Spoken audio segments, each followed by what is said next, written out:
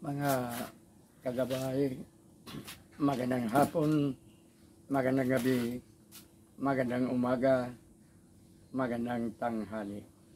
Saan man tayo naroon, ano man ang ating mga ginagawa. Una, adigit sa lahat, ating ialay ang ating mga sarili sa ating Panginoon. Sa loob lamang ng ilang mga sandali, ating damhin ang presensya ng Diyos.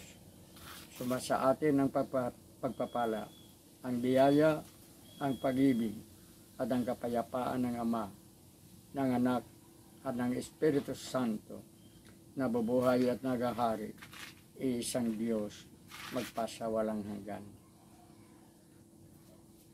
Mga kagabay, muli sa ating Gabay Kaigay episode sa puntong ito ay muli nating bibigyang diin ang pagtutulong. Naisip natin ang ang topic nito sapagat ngayon ay tila napakaraming matulungin sa ating lipunan. Minsan naglalakad ka, may kakalabit sa iyo na dating hindi naman nakangiti, dating hindi ka naman napapansin, na napakaganda ng paglapit sa iyo. Nag-aalok, nagbibigay, yan ngayon ang umiiral na naman sa lipunan. Bakit? Sapagkat malapit na naman ang halalan. Dalawa ang magiging halalan kung ito ay matutuloy. Sa darating na Oktubre, sa taong ito, bago magtapos ang taon, ang barangay election.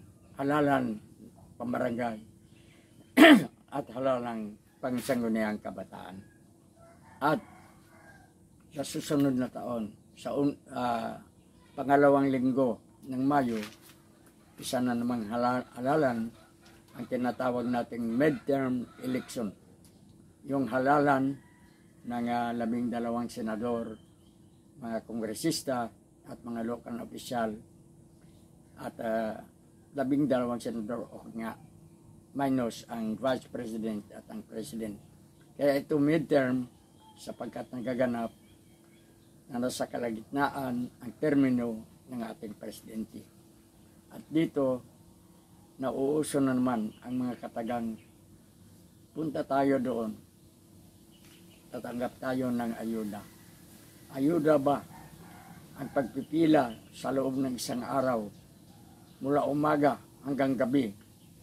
Tatanggap lamang ang isang pamilya ng 1, 2 hanggang 3,000. Ngunit nakakalungkot na ang maririnig natin ngayon, mabuti na lang ito kaysa wala. Mga kagabay, lalong-lalo na sa ating lahat ito. Tutulong tayo. Magbigay tayo ng tulong. Hindi dahil sa niloloko natin ang ating kapwa. Tutulong tayo dahil sa ito ang pangaral ng ating Panginoon. Sa loob ng 3 taon ng pangangaral at pagtuturo ni Jesus, isa lamang o isa sa mga kanyang binibigyang dumiin ay ang kanyang pagtulong. Pinapakain niya ang mga nagugutom. Pinapainom niya ang mga nauuhaw. Ginamot niya ang mga may sakit. Libre lahat ito. Kaya nga, minsan, may pinagaling siyang 10 pitunin. At sabi niya sa kanyang ginamot na mga pitunin, tumayo na kayo. Ngunit huwag ninyong ipagsasabing ako ang gumamot sa inyo. Lumayo ang 10. Ngunit may isang hindi nakatiis. At bumalik ito kay Jesus at ang sabi, salamat Panginoon, pinagaling mo ako. Ano ang sagot ni Jesus? Hindi ba't 10 kayo, nasaan ang 9? Sa bagay, hindi naman dapat marinig natin ang sabing ito. Diyos siya, ginamot niya, pinagaling niya. Ang aral dito ay nagtuturo sa atin na anuman ang tatanggapin nating biyaya, anuman ang tatanggapin nating tulong, pasasalamatan natin. At doon sa mga nagbibigay ng tulong, tandaan, tutulong tayo sapagkat ito ang nais at kagustuhan ng Diyos. Sapagkat higit na pinagpapala ang mga nagbibigay kaysa mga binibigyan, at higit na pinagpapala ang tumutulong kaysa tinutulungan. Nakakatulong tayo, nakakabuti sa ating kapwa. Ano ang kabayaran na tatanggapin natin tumutulong ng kusa? Ang kasiyahan, ang tunay na kaligayahan. Hirap na hirap ang inyong kagabay kung paano natin himay-himayin ang ating isyong ito, ang hinggil sa pagtutulong. Sapagkat tayo sa ating katayuan sa buhay, wala tayong maitutulong na malaki sa ating kapwa. Ngunit sa totoo lamang, sa maraming pagkakataon, napakaganda pang tulungan ng isang tricycle driver, ng isang hamak na empleyado, o ng isang jeepney driver, kaysa tutulong ka sa isang kakilala o isang kaibigan na may kakayahan. Kung ang isang taong tutulungan mo ay may kakayahan, minsan sasabihin pa, ito lang ang ibibigay mo. Ito lang, barya lang ito.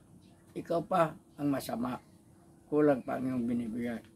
Subalit ang iyong tutulungan ay isang mahirap. Isang talagang nangailangan. Gaano man kaliit ang iyong maitutulong, hindi niya ito makakalimutan. Hindi ito pambubula ng inyong kagabay. Minsan, may isang driver ng minibus na tagahatid ng ating mga ginagawa sa dagupan.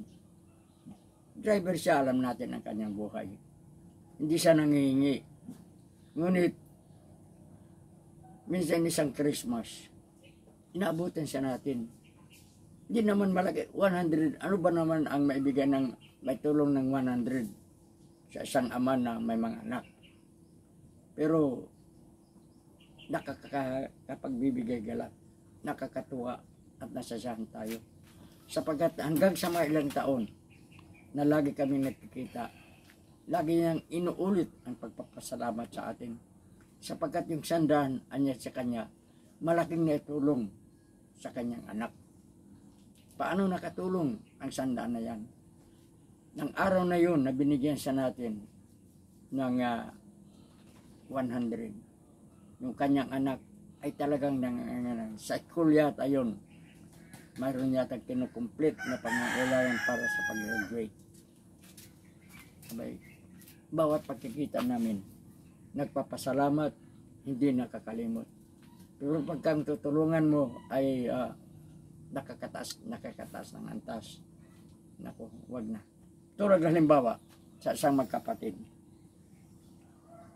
Sino ba ang tinutulungan ng isang kapatid na may kaya? Yung kanyang kapatid din na may kaya. Bihira niyang tulungan ang kanyang kapatid na alam niyang naghihirap. Ang pagtutulong ay para sa nangangailangan. Ang pagtutulong ay kailangang hindi mo isusumbat, hindi mo sisingilin.